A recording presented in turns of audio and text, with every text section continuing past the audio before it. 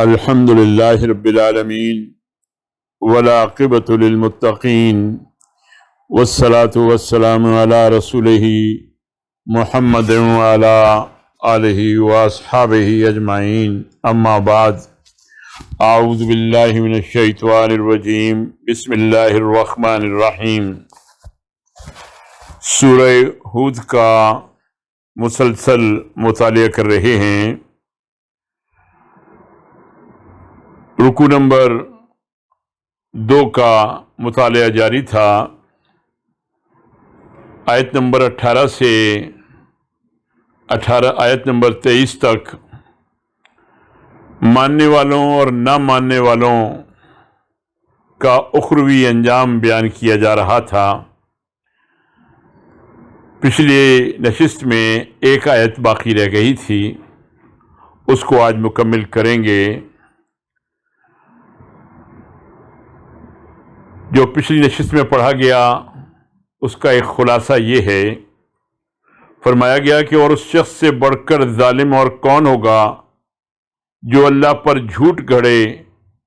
ایسے لوگ اپنے رب کے حضور پیش ہوں گے اور گواہ شہادت دیں گے کہ یہ ہیں وہ لوگ جنہوں نے اپنے رب پر جھوٹ گھڑا تھا۔ سنو، خدا کی لعنت ہے ظالموں پر، ان ظالموں پر جو خدا کے راستے سے لوگوں کو روکتے ہیں، اس کے راستے کو ٹیڑھا کرنا چاہتے ہیں اور آخرت کا انکار کرتے ہیں۔ وہ زمین میں اللہ کو بے بس کرنے والے نہ تھے اور نہ اللہ کے مقابلے میں کوئی ان کا حامی تھا۔ انہیں اب دوہرا عذاب دیا جائے گا۔ وہ نہ کسی کی سن ہی سکتے تھے اور نہ خود ہی انہیں کچھ سوچتا تھا۔ یہ وہ لوگ ہیں جنہوں نے اپنے آپ کو خود گھاٹے میں ڈالا اور وہ سب کچھ ان سے کھویا گیا جو انہوں نے گھڑ رکھا تھا۔ ناگزیر ہے کہ وہی آخرت میں سب سے بڑھ کر گھاٹے میں رہے وہ لوگ جو ایمان لائے اور جنہوں نے نیک عمل کیے اور اپنے رب ہی کے ہو کر رہے، تو یقیناً وہ جنتی لوگ ہیں اور جنت میں وہ ہمیشہ رہیں گے۔ یہاں تک ہم نے پچھلی نشست میں پڑھا تھا۔ ایک آیت باقی رہ گئی تھی اس رکوع کی۔ فرمایا گیا مثل الفریقین کالاعمی والاصم والبصیر والسمیع، ان دونوں فریقوں کی مثال ایسی ہے جیسے ایک آدمی تو ہو اندھا بہرا اور دوسرا ہو دیکھنے اور سننے والا۔ هل یستویان مثلا، کیا یہ دونوں یکساں ہو سکتے ہیں؟ افلا تذکرون، کیا تم اس مثال سے کوئی سبق نہیں لیتے؟ یعنی کیا ان دونوں کا طرز عمل اور آخرکار دونوں کا انجام یکساں ہو سکتا ہے؟ ظاہر ہے کہ جو شخص نہ خود راستہ دیکھتا ہے اور نہ کسی ایسے شخص کی بات ہی سنتا ہے جو اسے راستہ بتا رہا ہو، وہ ضرور کہیں ٹھوکر کھائے گا اور کہیں کسی سخت حادثے سے دوچار ہوگا، بخلاف اس کے جو شخص خود بھی راستہ دیکھ رہا ہو اور کسی واقف راہ کی ہدایت سے بھی فائدہ اٹھاتا ہو، وہ ضرور اپنی منزل پر بسلامت پہنچ جائے گا۔ بس یہی فرق ان لوگوں کے درمیان بھی ہے جن میں سے ایک اپنی آنکھوں سے بھی کائنات میں حقیقت کی نشانیوں کا مشاہدہ کرتا ہے اور خدا کے بھیجے ہوئے رہنماؤں کی بات بھی سنتا ہے، اور دوسرا نہ خود ہے کہ خود ہی کی اپنی آنکھوں کھلی رکھتا ہے کہ خدا کی نشانیوں سے نظر آئے، اور نہ پیغمبروں کی بات ہی سن کر دیتا ہے۔ کیوں کر ممکن ہے کہ زندگی میں ان دونوں کا طرز عمل یکساں ہو، اور پھر کیا وجہ ہے کہ آخرکار ان کے انجام میں فرق نہ ہو۔ فرمایا مثل الفریقین کالاعمی والاصم والبصیر والسمیع هل یستویان مثلا افلا تذکرون، ان دونوں فریقوں کی مثال ایسی ہے جیسے ایک آدمی تو ہو اندھا بہرا اور دوسرا ہو دیکھنے اور سننے والا۔ کیا یہ دونوں یکساں ہو سکتے ہیں؟ کیا تم اس مثال سے کوئی سبق نہیں لیتے؟ یہاں تک ایک مضمون مکمل ہوتا ہے جس میں مشرکین مکہ کو تنبیہ کی گئی ہے کہ وہ رسول صلی اللہ علیہ وسلم کی دعوت کا انکار نہ کریں، اسے قبول کر لیں کہ یہ حق ہے، اور اپنا ظلم و ستم کا جو رویہ ہے اس کو ترک کر دیں۔ اب انہی مشرکین مکہ کو تاریخ رسل سنا کر تنبیہ کی جا رہی ہے کہ منکرین کا انجام کیا ہوتا ہے اور اللہ تعالیٰ اپنے ماننے والوں کی مدد کیسے کرتا ہے۔ سب سے پہلے نوح علیہ السلام کا ذکر کیا گیا، تاریخ نوح بیان کی جا رہی ہے۔ فرمایا وَلَقَدْ أَرْسَلْنَا نُوحًا إِلَىٰ قَوْمِهِ إِنِّي لَكُمْ نَذِيرٌ مُّبِينٌ، اور ایسے ہی حالات تھے جب ہم نے نوح علیہ السلام کو اس کی قوم کی طرف بھیجا تھا۔ اس نے کہا تھا میں تم لوگوں کو صاف صاف خبردار کرتا ہوں۔ نوح علیہ السلام کے بارے میں یہ بات یاد رہے، جیسا کہ سورہ اعراف میں تفصیل سے بتایا گیا کہ قرآن کے ارشادات اور بائبل کی تصریحات سے یہ بات محقق ہو جاتی ہے کہ حضرت نوح علیہ السلام کی قوم اس سرزمین میں رہتی تھی جس کو آج ہم عراق کے نام سے جانتے ہیں۔ بابل کے آثار قدیمہ میں بائبل سے قدیم تر جو کتبات ملے ہیں ان میں اس بات کی تصدیق ہوتی ہے۔ ان میں تقریباً اس قسم کا ایک قصہ مذکور ہے جس کا ذکر قرآن اور تورات میں بیان ہوا ہے، اور اس کی جائے وقوع موصل کے نواح میں بیان کی گئی ہے۔ پھر جو روایات کردستان اور آرمینیا میں قدیم ترین زمانے سے نسلاً بعد نسل چلی آ رہی ہے، ان سے بھی معلوم ہوتا ہے کہ طوفان کے بعد حضرت نوح علیہ السلام کی کشتی اسی علاقے میں کسی مقام پر ٹھہری تھی۔ موصل کے شمال میں جزیرہ ابن عمر کے آس پاس آرمینیا کی سرحد پر کوہ ارات کے انواع میں نوح علیہ السلام کے مختلف آثار کی نشاندہی اب بھی کی جاتی ہے، اور شہر نخچیوان کے باشندوں میں آج تک مشہور ہے کہ اس شہر کی بنا حضرت نوح علیہ السلام نے ڈالی تھی۔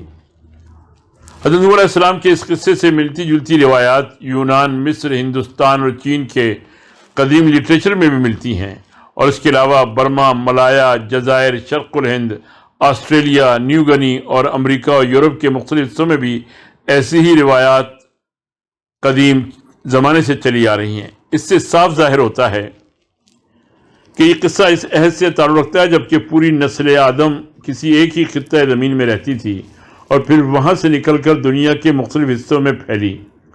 اسی وجہ سے تمام قومیں اپنی ابتدائی تاریخ میں ایک ہمہ گیر طوفان کی نشاندہی کرتی ہیں، اگرچہ مرور ایام سے اس کی حقیقی تفصیلات انہوں نے فراموش کر دیں اور اصل واقعے پر ہر ایک نے اپنے اپنے تخیل کے مطابق افسانوں کا ایک بھاری خول چڑھا دیا ہے۔ فرمایا گیا وَلَقَدْ أَرْسَلْنَا نُوحًا إِلَىٰ قَوْمِهِ إِنِّي لَكُمْ نَذِيرٌ مُّبِينٌ، اور ایسے ہی حالات تھے جب ہم نے نوح علیہ السلام کو اس کی قوم کی طرف بھیجا تھا۔ اس نے کہا میں تم لوگوں کو صاف صاف خبردار کرنے والا ہوں، اللہ تعبدوا الا اللہ انی اخاف علیکم عذاب یوم علیم، کہ اللہ کے سوا کسی کی بندگی نہ کرو ورنہ مجھے اندیشہ ہے کہ تم پر ایک دردناک عذاب آئے گا۔ یہ وہی بات ہے جو اس سورت کے آغاز میں محمد صلی اللہ علیہ وسلم کی زبان سے ادا ہوئی ہے۔ فقال الملأ الذين كفروا من قومه ما نراك إلا بشرا مثلنا وما نراك اتبعك إلا الذين هم أراذلنا بادي الرأي وما نرى لكم علينا من فضل بل نظنكم كاذبين۔ جواب میں اس کی قوم کے سردار جنہوں نے اس کی بات ماننے سے انکار کیا تھا بولے ہماری نظر میں تو تم اس کے سوا کچھ نہیں ہو کہ بس ایک انسان ہو ہم جیسے۔ وہی جاہلانہ اعتراض جو مکے کے لوگ محمد صلی اللہ علیہ وسلم کے مقابلے میں پیش کرتے تھے کہ جو شخص ہماری طرح کا ایک معمولی انسان ہے، کھاتا پیتا ہے، چلتا پھرتا ہے، سوتا اور جاگتا ہے، بال بچے رکھتا ہے، آخر ہم کیسے مان لیں کہ وہ خدا کی طرف سے پیغمبر مقرر ہو کر آیا ہے۔ یہی بات سورہ یاسین میں آیت نمبر 11 میں کہی گئی۔ فرمایا اور ہم دیکھ رہے ہیں کہ ہماری قوم میں سے بس ان لوگوں نے جو ہمارے ہاں اراذل تھے بے سوچے سمجھے تمہاری پیروی اختیار کر لی ہے۔ یہ بھی وہی بات ہے جو مکہ کے بڑے لوگ اور اونچے طبقے والے محمد صلی اللہ علیہ وسلم کے متعلق کہتے تھے کہ ان کے ساتھ ہے کون؟ یا تو چند سرپھرے لڑکے ہیں جنہیں دنیا کا کچھ تجربہ نہیں، یا کچھ غلام اور ادنیٰ طبقے کے لوگ ہیں جو عقل سے کورے اور ضعیف الاعتقاد ہوتے ہیں۔ یہ بات سورہ انعام اور سورہ یونس میں بھی بیان کی گئی ہے۔ اور ہم کوئی چیز بھی ایسی نہیں پاتے جس میں تم لوگ ہم سے کچھ بڑھے ہوئے ہو، بلکہ ہم تو تمہیں جھوٹا سمجھتے ہیں۔ یعنی یہ جو تم کہتے ہو کہ ہم پر خدا کا فضل ہے اور اس کی رحمت ہے، اور وہ لوگ خدا کے غضب میں مبتلا ہیں جنہوں نے ہمارا راستہ اختیار نہیں کیا ہے، تو اس کی کوئی علامت ہمیں نظر نہیں آتی۔ فضل اگر ہے تو ہم پر ہے کہ مال و دولت اور خدم و حشم رکھتے ہیں، اور ایک دنیا ہماری سرداری مان رہی ہے۔ تم نٹ پونجیے لوگ آخر کس چیز میں ہم سے بڑے ہوئے ہو؟ تم ٹٹ پونجیے لوگ آخر کس چیز میں ہم سے بڑے ہوئے ہو کہ تمہیں خدا کا چہیتا سمجھا جائے؟ فقال الملأ الذين كفروا من قومه ما نراك الا بشرا مثلنا وما نراك اتبعك الا الذين هم اراذلنا بادي الرأي وما نرى لكم علينا من فضل بل نظنكم كاذبين۔ جواب میں اس کی قوم کے سردار جنہوں نے اس کی بات ماننے سے انکار کیا تھا بولے، ہماری نظر میں تو تم اس کے سوا کچھ نہیں ہو کہ بس ایک انسان ہو ہم جیسے، اور ہم دیکھ رہے ہیں کہ ہماری قوم میں سے بس ان لوگوں نے جو ہمارے ہاں اراذل تھے بے سوچے سمجھے تمہاری پیروی اختیار کر لی ہے، اور ہم کوئی چیز بھی ایسی نہیں پاتے جس میں تم لوگ ہم سے کچھ بڑھے ہوئے ہو، بلکہ ہم تو تمہیں جھوٹا سمجھتے ہیں۔ بل نظنکم کاذبین۔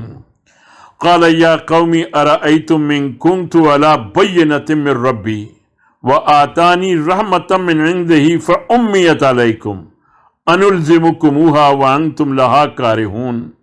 اس نے کہا، اے برادران قوم، ذرا سوچو تو صحیح کہ اگر میں اپنے رب کی طرف سے کھلی شہادت پر قائم تھا اور پھر اس نے مجھ کو اپنی خاص رحمت سے بھی نواز دیا۔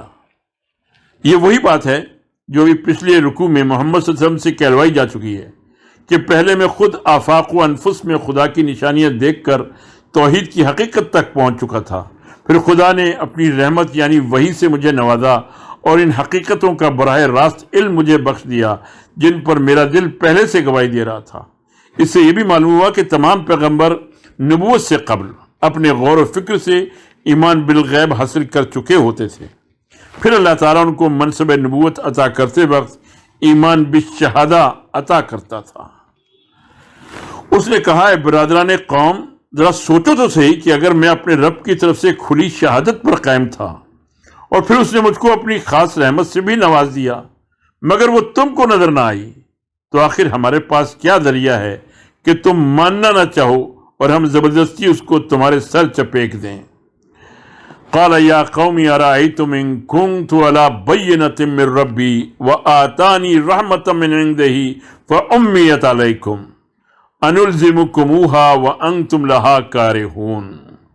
اس نے کہا، اے برادران قوم، ذرا سوچو تو صحیح کہ اگر میں اپنے رب کی طرف سے کھلی شہادت پر قائم تھا اور پھر اس نے مجھ کو اپنی خاص رحمت سے بھی نواز دیا مگر وہ تم کو نظر نہ آئی، تو آخر ہمارے پاس کیا ذریعہ ہے کہ تم ماننا نہ چاہو اور ہم زبردستی اس کو تمہارے سر چپیک دیں۔ وَيَا قَوْمِ لَا أَسْأَلُكُمْ عَلَيْهِ مَالًا إِنْ أَجْرِيَ إِلَّا عَلَى اللَّهِ وَمَا أَنَا بِطَارِدِ الَّذِينَ آمَنُوا إِنَّهُمْ مُلَاقُو رَبِّهِمْ وَلَكِنِّي أَرَاكُمْ قَوْمًا تَجْهَلُونَ۔ اور اے برادران قوم، میں اس کام پر تم سے کوئی مال نہیں مانگتا، یعنی میں ایک بے غرض ناسے ہوں، اپنی کسی فائدے کے لیے نہیں بلکہ تمہارے ہی بھلے کے لیے یہ ساری مشقتیں اور تکلیفیں برداشت کر رہا ہوں۔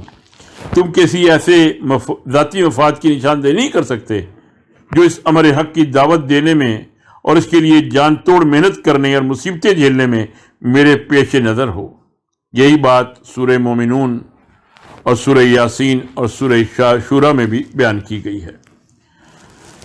میرا اجر تو اللہ کے ذمے ہے اور میں ان لوگوں کو دھکے دینے سے بھی رہا جنہوں نے میری بات مانی ہے، وہ اپنے رب کے حضور جانے والے ہیں۔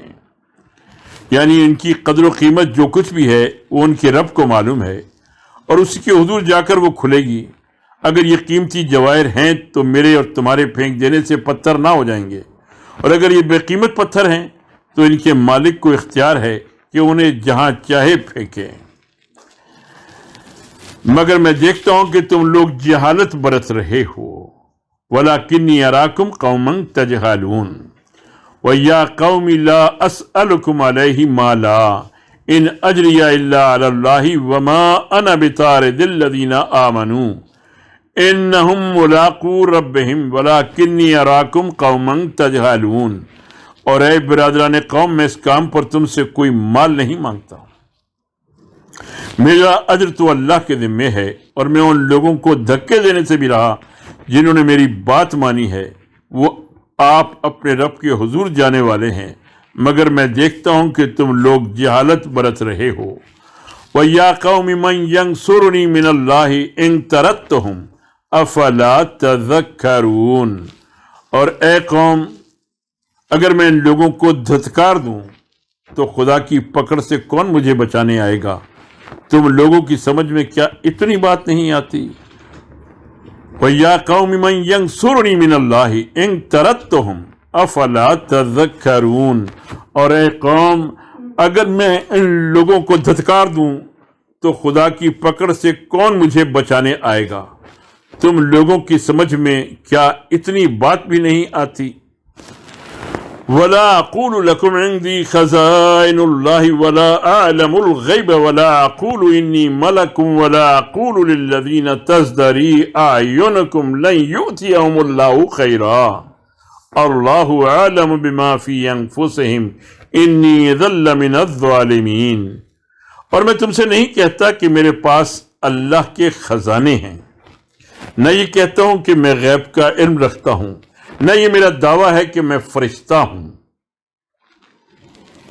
یہ اس بات کا جواب ہے کہ جو مخالفین نے کہی تھی کہ ہمیں تو تم بس اپنے ہی جیسے ایک انسان نظر آتے ہو۔ اس پر حضرت نوح علیہ السلام فرماتے ہیں کہ واقعی میں ایک انسان ہی ہوں، میں نے انسان کے سوا کچھ اور ہونے کا دعویٰ کب کیا تھا کہ تم مجھ پر یہ اعتراض کرتے ہو؟ میرا دعویٰ جو کچھ ہے وہ تو صرف یہ ہے کہ خدا نے مجھے علم و عمل کا سیدھا راستہ دکھایا ہے۔ اس کی آزمائش تم جس طرح چاہو کر لو، مگر اس دعوے کی آزمائش کا آخر یہ کون سا طریقہ ہے کہ کبھی تم مجھ سے غیب کی خبریں پوچھتے ہو اور کبھی ایسے ایسے عجیب مطالبے کرتے ہو گویا خدا کے خزانوں کی ساری کنجیاں میرے پاس ہیں، اور کبھی اس بات پر اعتراض کرتے ہو کہ میں انسانوں کی طرح کھاتا پیتا اور چلتا پھرتا ہوں، گویا میں نے فرشتہ ہونے کا دعویٰ کیا ہے۔ جس آدمی نے عقائد، اخلاق و تمدن میں صحیح رہبری کا دعویٰ کیا ہے، اس سے ان چیزوں کے متعلق جو چاہو پوچھو، مگر تم عجیب لوگ ہو جو اس سے پوچھتے ہو کہ فلاں شخص کی بھینس کٹا جنے گی یا پٹریا، گویا انسانی زندگی کے لیے صحیح اصول اخلاق و تمدن بتانے کا کوئی تعلق بھینس کے حمل سے بھی ہے۔ وَلَا أَقُولُ لَكُمْ عِنْدِي خَزَائِنُ اللَّهِ وَلَا أَعْلَمُ الْغَيْبَ وَلَا أَقُولُ إِنِّي مَلَكٌ وَلَا أَقُولُ لِلَّذِينَ تَزْدَرِي أَعْيُنُكُمْ لَنْ يُؤْتِيَهُمُ اللَّهُ خَيْرًا اللَّهُ أَعْلَمُ بِمَا فِي أَنفُسِهِمْ إِنِّي إِذًا لَّمِنَ الظَّالِمِينَ۔ اور میں تم سے نہیں کہتا کہ میرے پاس اللہ کے خزانے ہیں، نہ یہ کہتا ہوں کہ میں غیب کا علم رکھتا ہوں، نہ یہ میرا دعویٰ ہے کہ میں فرشتہ ہوں، اور یہ بھی میں نہیں کہہ سکتا کہ جن لوگوں کو تمہاری آنکھیں حقارت سے دیکھتی ہیں انہیں اللہ نے کوئی بھلائی نہیں دی، ان کے نفس کا حال اللہ ہی بہتر جانتا ہے۔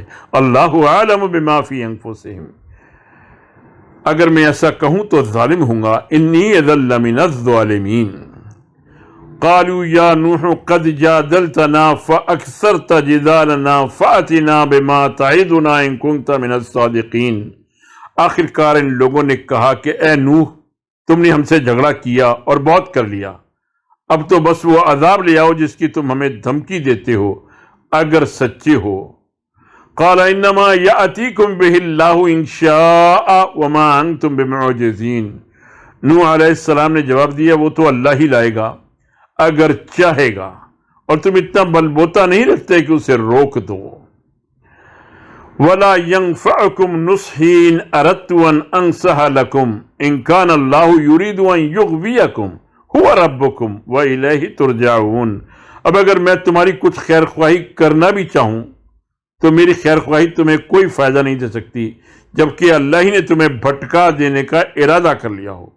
وہی تمہارا رب ہے اور اسی کی طرف تمہیں پلٹنا ہے۔ یعنی اگر اللہ نے تمہاری ہٹ دھرمی، شرپسندی اور خیر سے بے رغبتی دیکھ کر یہ فیصلہ کر لیا ہے کہ تمہیں راست روی کی توفیق نہ دے اور جن راہوں میں تم خود بھٹکنا چاہتے ہو انہی میں تم کو بھٹکا دے، تو اب تمہاری بھلائی کے لیے میری کوئی کوشش کارگر نہیں ہو سکتی۔ وَلَا يَنفَعُكُمْ نُصْحِي إِنْ أَرَدتُّ أَنْ أَنصَحَ لَكُمْ إِنْ كَانَ اللَّهُ يُرِيدُ أَنْ يُغْوِيَكُمْ هُوَ رَبُّكُمْ وَإِلَيْهِ تُرْجَعُونَ۔ اب اگر میں تمہاری کچھ خیر خواہی کرنا بھی چاہوں تو میری خیر خواہی تمہیں کوئی فائدہ نہیں دے سکتی جبکہ اللہ ہی نے تمہیں بھٹکا دینے کا ارادہ کر لیا ہو۔ وہی تمہارا رب ہے اور اسی کی طرف تمہیں پلٹ کر جانا ہے۔ صدق اللہ العظیم۔ تاریخ نوح کا قصہ یہ جاری ہے، انشاءاللہ عزیز اپنی اگلی نشست میں اس کو ہم مکمل کریں گے۔ یاد رہے کہ مشرکین مکہ کو تاریخ رسول سنا کر تنبیہ کی جا رہی ہے کہ منکرین کا بالآخر کیا انجام ہوا، اور جتنے بھی رسول ماضی میں آئے ہیں بالکل وہ اسی طرح دعوت دیتے رہے ہیں اور وہی پیغام لے کر آئے ہیں جو محمد صلی اللہ علیہ وسلم دے رہے ہیں۔ اللہ تعالی ہمیں